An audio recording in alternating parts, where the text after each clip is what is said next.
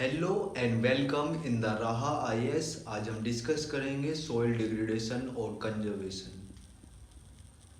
The goal of soil conservation as is the stop soil degradations of the top most layer of the soil due to erosions. मतलब जो soil conservation होता है वो होता है soil degradation को रोकना, मतलब सॉइल्स को इनफर्टाइल होने से बचाना। जो टॉप मोस्ट लेयर होती है ऑफ सॉइल की उसे इरोजन होने से बचाना, उसका बहना, मतलब वो बह जाता है हवा से पानी से, उसको रोकना, वो सॉइल कंजर्वेशन होता है। और to stop the soil from becoming less fertile due to overuse, acidifications, salinations और other chemical soil pollutions। मतलब जो हमारी सोइल है उसे मतलब लेस फर्टाइल होने से बचाना, जो कि हो जाती है एसिडिफिकेशन होने से, उसमें सोइल में ज़्यादा एसिडिफिकेशन हो जाता है, सैलिनेशन हो जाता है, मतलब ज़्यादा सोल्टी हो जाती है सोइल, मतलब ज़्यादा नमक हो जाता है सोइल में।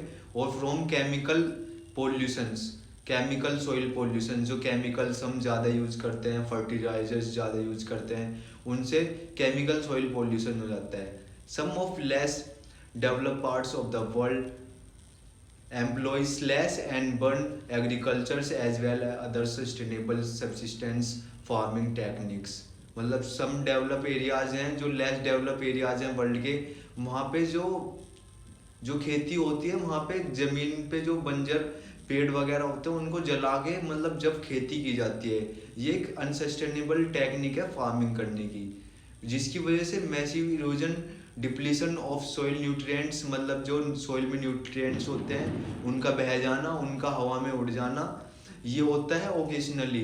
एंड कंप्लीट डिजर्टिफिकेशन हो जाता है, मतलब जो सॉइल फर्टाइल थी वहाँ पे एक रेत रेत हो जाता है, वो एक बंजर बन जाता है। आर कॉमन इफेक्ट्स ऑफ डिफोरेस्टेशंस, मतलब पेड़ काटने से भी ये सब होता है।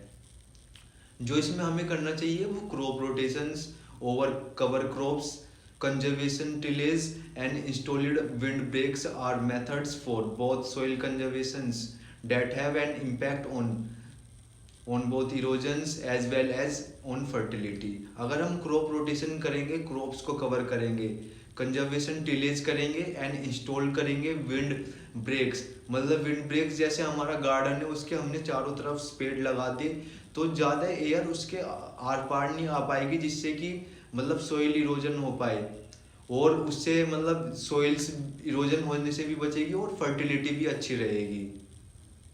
जो वेरियस सोइल कंजर्वेटिव मेथड्स हैं अब वो डिस्कस करते हैं। मतलब सबसे पहले कॉन्ट्योर प्लगिंग। कॉन्ट्योर प्लगिंग में ये होता है कि हम सारे पानी को खेत में ना छोड़ के या गार्डन में ना छोड़ के उसे एक मतलब एक साइड से भेजा जाए पूरे खेत में या पूरे गार्डन में, जिससे कि न्यूट्रिएंट्स पानी के साथ ना बहे, और उससे मतलब ज़्यादा जो खेत अगर हमारा एक साथ रहेगा, मतलब एक ही एल्टीट्यूड पे रहेगा, तो उससे मतलब ज़्यादा न्यूट्रिएंट्स पानी के साथ नहीं बहेंगे, वो ज़्यादा इधर उधर नहीं जाएंगे, जिससे कि टॉप मोस्ट लेयर्स इक्वली रहेगी खेत में। और सेकंड जो इसमें मेथड आता है वो होता है टेरेस फार्मिंग, जिससे हम टेरेस फार्मिंग करते हैं, ये पहाड़ों में करते हैं जहाँ पे जगह नहीं होती, खेत नहीं होते, हम पहाड़ों में थोड़ी थोड़ी जगह बनाकर स्टेप्स करके टेरेस फार्मिंग करते हैं हिल्स एरियाज में, उसे टेरेस फार्मिंग कहते हैं। जो विंड ब्रेक्स हैं ये वही हैं कि मतलब हम जैसे हमारा खेत है उसके चारों तरफ या तो हम एक दीवार बना देंगे या चारों तरफ पेड्स लगा देंगे, तो ज़्यादा विंड्स नहीं आ पाएगी और जो सोइल इरोजन नहीं हो पाएगा, जिससे थिक रो बन जाएगी ट्रीज की। थिक रोज बना देंगे तो उससे मतलब ज़्यादा हवा नहीं आएगी, सोइल इरोजन नहीं होगी, मतलब सोइल इनफर्टाइल नहीं होगी, मतलब जो टॉप मोस्ट लेयर है वो उड़ेगी नहीं हवा के साथ। और कवर क्रॉप्स करना, क्रॉप रोटेशन करना, मतलब हम हर बार क्रॉप को रोटेट कर रहे हैं, अगर हम एक ही क्रॉप लगाएंगे तो सोइल इनफर्टाइल हो जाएगी, मतलब उस क्रॉप को लगाते लगाते जो उसको न्यूट्रिएंट चाहिए बस वही न्यूट्रिएंट मिलता जाएगा। अगर हम क्रॉप रोटेट करेंगे तो दूसरे क्रॉप को दूसरा न्यूट्रिएंट चाहिएगा, उसे कम हाइड्रोजन चाहिए या ज़्यादा पोटेशियम चाहिए या सोडियम चाहिए। मतलब क्रॉप रोटेशन से सोइल फर्टाइल भी रहेगी और अच्छी भी रहेगी, मतलब ग्रोथ भी अच्छी होगी, प्रोडक्शन भी अच्छी होगी फील्ड में। और इसके बाद जो करना चाहिए हमें सोइल कंजर्वेशन फार्मिंग्स, हमें ग्रीन मैन्योर यूज करना कहीं करना चाहिए, और जो इम्प्रूविंग टेक्निक्स हैं जिससे कि एग्रीकल्चर अच्छा हो और सॉइल पे ज़्यादा इफेक्ट ना पड़े, वो करना चाहिए। सैलिनिटी मैनेजमेंट करना चाहिए। जैसे हम खेत में इरिगेशन कर रहे हैं, उसमें वो साल्टी वाटर है वो खेत में आ गया और इवेपोरेशन हो के, मतलब वाटर तो हवा में इवेपोरेट हो गया, सोल्ट खेत में रह गया, तो वो सैलिनेशन हो जाता है सॉइल का उससे। आयंस डेट को सैलिनेशन ऑफ सॉइल, उसमें आयंस आते हैं सोडियम, पोटेशियम, कैल्शियम, मैग्नीशियम और क्लोरीन्स। अगर ये इक्वली, मतलब जितनी रेशियो में चाहिए उतने रेशियो में है तो ये सॉइल के लिए बहुत अच्छा है। अगर ये हाइड्रोजन ज़्यादा हो गया, उसमें नाइट्रोजन ज़्यादा है, मैग्नीशियम कम है, तो सॉइल पे उस चीज़ का इफेक्ट पड़ता है और प्रोडक्शन भी कम होती है और सॉइल में पोल्यूशन होता है और सॉइल मतलब सैलिनेशन हो जाता है, एसिडिफिकेशन हो जाता है सॉइल में।